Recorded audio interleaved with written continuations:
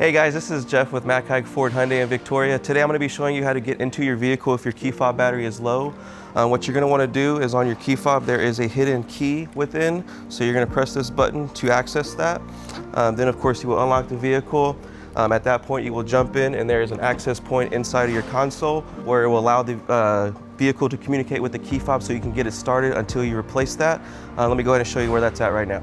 Okay guys, now that we're inside the vehicle, you will open up your middle console and then you will see a slot that will perfectly fit your key fob. At that point, you will put your foot on the brake and start the vehicle just like normal.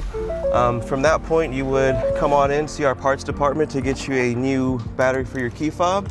And then at that point, you'd be all set. You can throw your key back into your purse or pocket and jump in, crank it up just like normal. Again, if you have any questions, feel free to stop by or give us a call at 361-576-1221.